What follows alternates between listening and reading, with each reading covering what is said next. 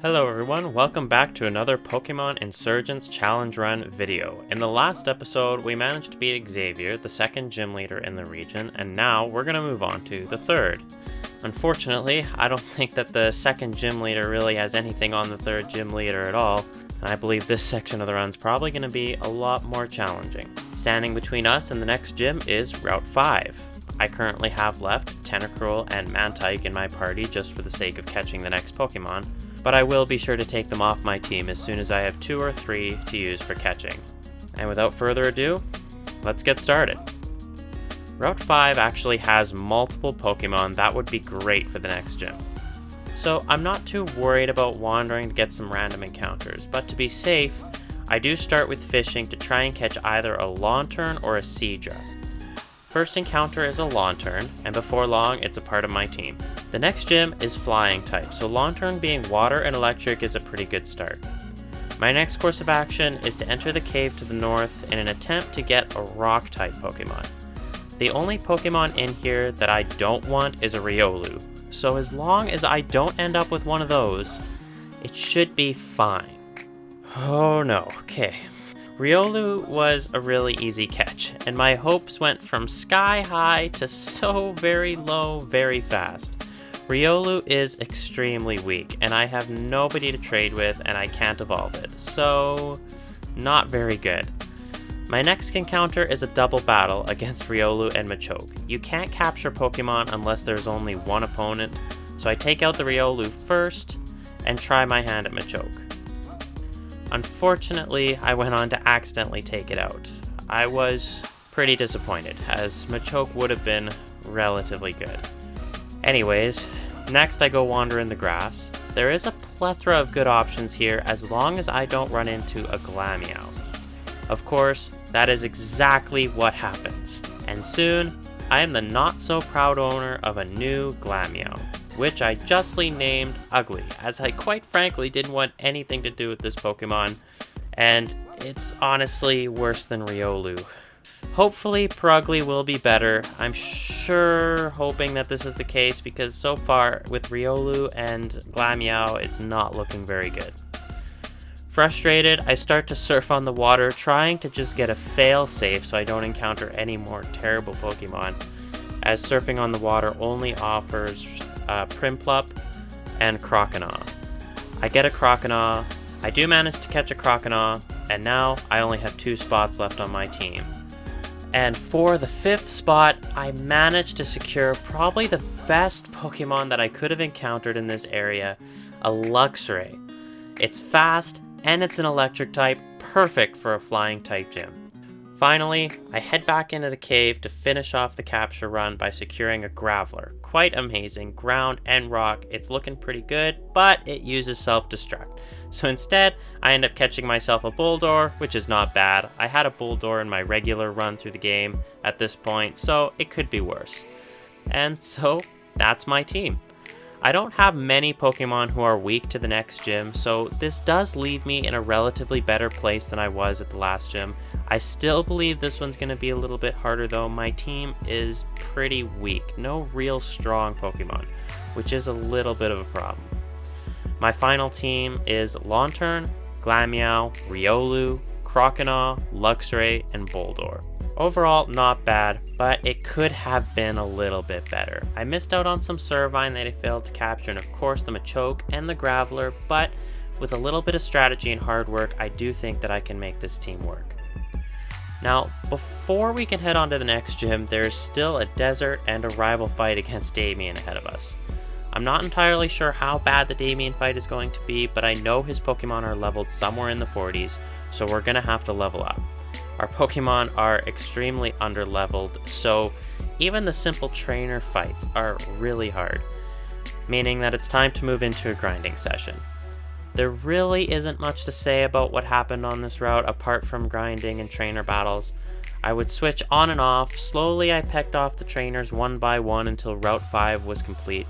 To note, I taught Lantern Charge Beam just to get it some type of electric move. Hopefully I can get something better eventually. Croconaw evolved into Feraligatr and Glameow evolved into Purugly.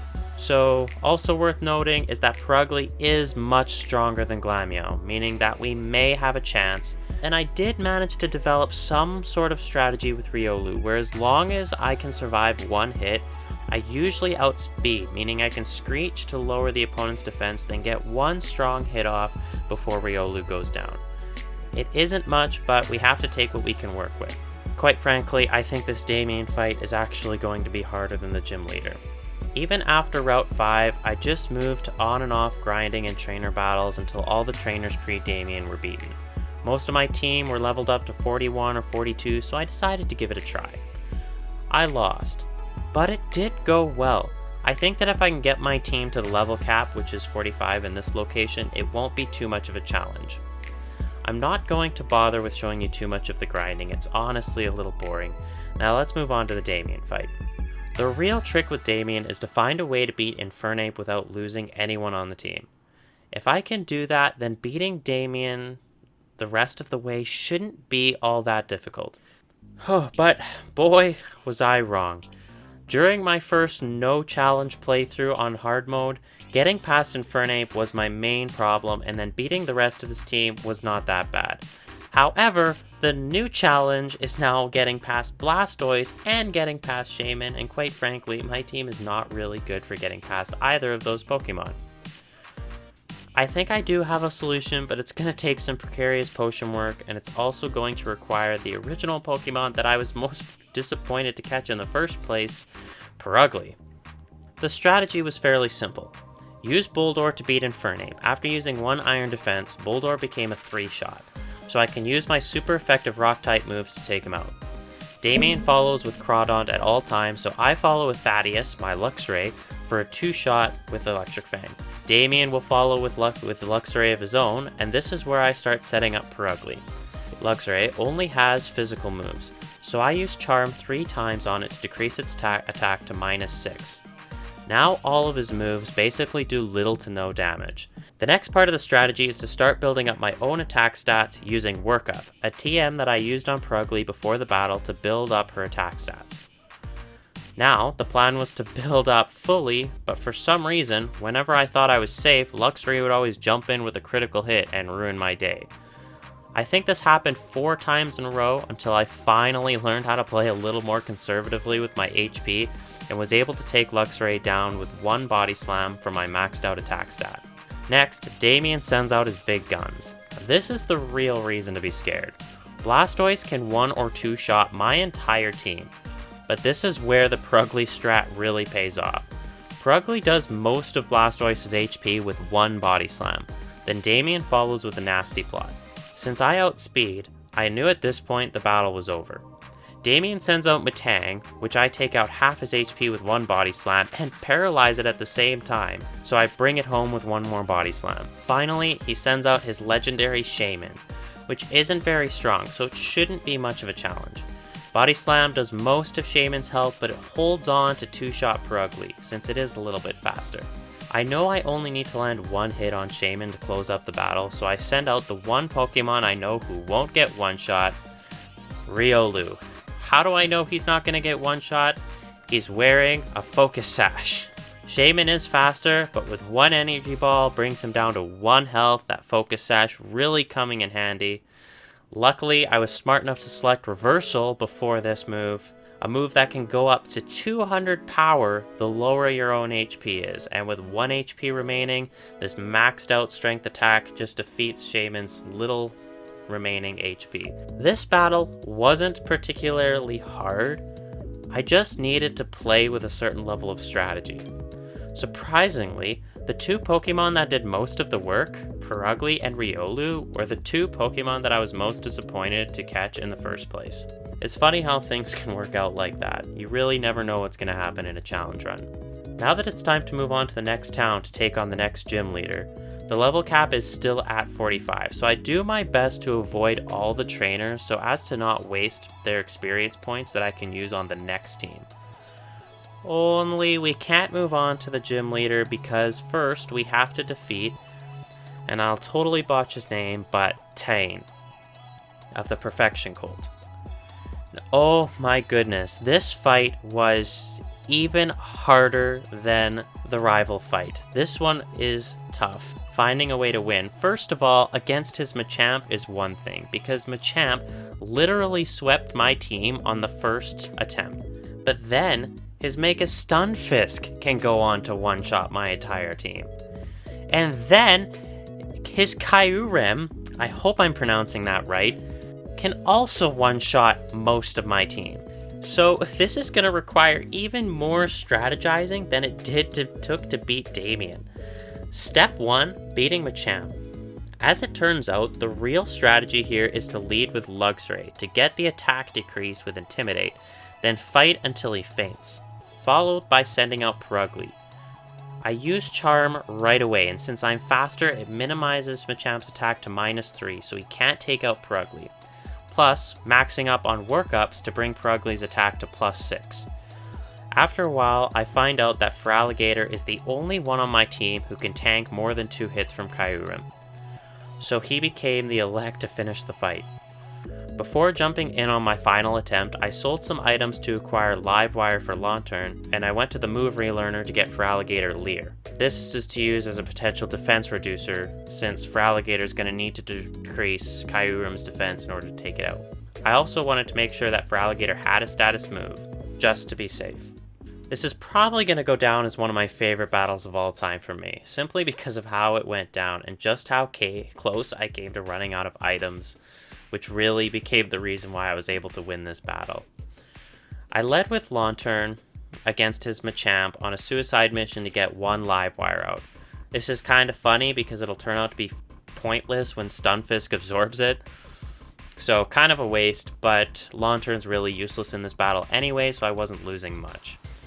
I follow with Luxray to take advantage of the Intimidate, as is the strategy I mentioned before, but as a bonus, this time I managed to get 2 Electric Fangs off before fainting, putting me in a decent position for Purugly to do the ultimate setup.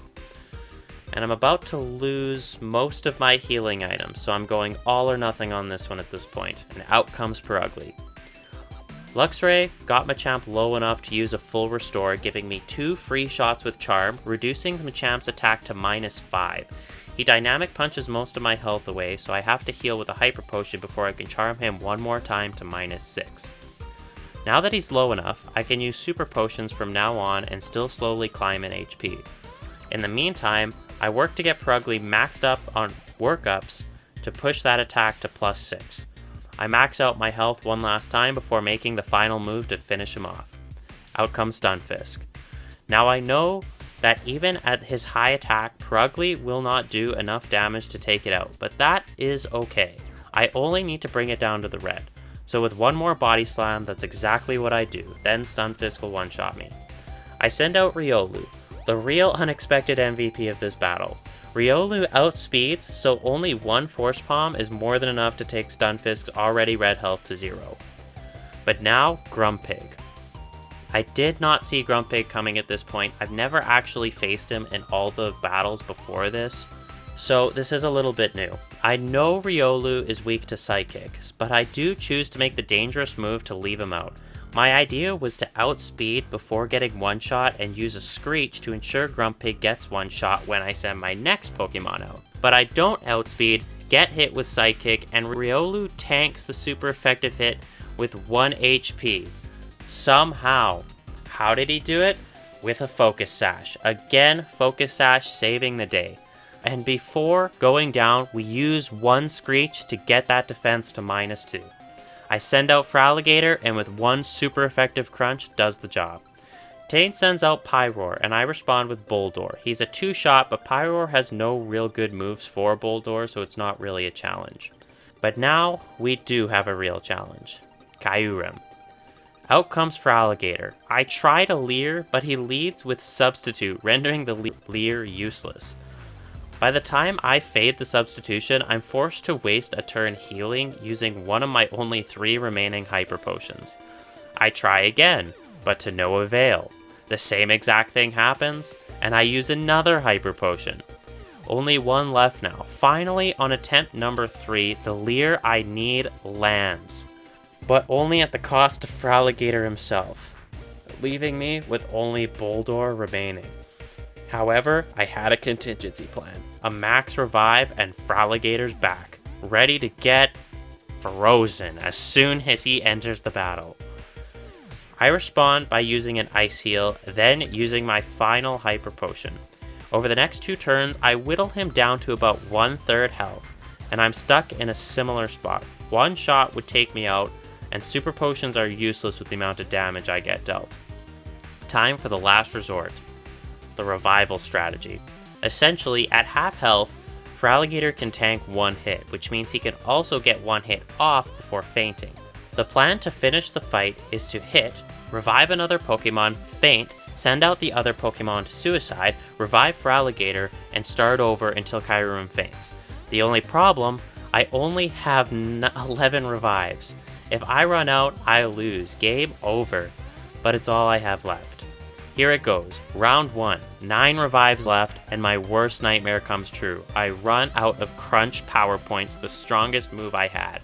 Flail becomes my only option. Flail does quite a bit, but not enough. Time to use 2 more revives. Only 7 left. Feraligatr comes back, Kyurem uses Earth Power, bringing Feraligatr into the red this time, which is different than normal, meaning Flail does a little bit more damage. And that little bit more damage was just enough. The Flail lands, finishing the fight. Finally, a victory. This was hard and barely managing to pull this off. Amazing. We managed to get that victory. A victory to be sure. Unfortunately, the run is not over, and we still have the gym leader yet to go, so we can't celebrate yet. Unfortunately, only now does the level cap get lifted, so we are 4 levels under leveled, so I take my team out to grind a little. There's really nothing to detail here, literally nothing to mention except that I boosted my entire team to level 49 before heading back to fight one last battle before saying goodbye to this team. However, as if this leg wasn't already hard enough, problems start popping up yet again against Gym Leader East. This time in the form of Skarmory, who makes it nearly impossible for me to do much of anything when he sets up Stealth Rocks, then repeatedly uses Whirlwind. More problems came from Kingdra, who doesn't necessarily one-shot my whole team, but I have no good attacks for it, and he 2-shots pretty much everyone.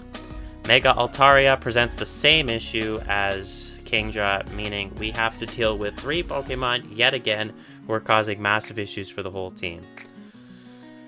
Feraligatr is yet again the only one who can really do anything against these strong Dragon-type Pokemon, this time in the form of his Ice Fang attack, which is the only strong move that we can use on them. After several attempts, I had no idea what I was going to do until an idea came to me. Purugly and Riolu are essentially useless in this battle, so the plan is to use them as bait.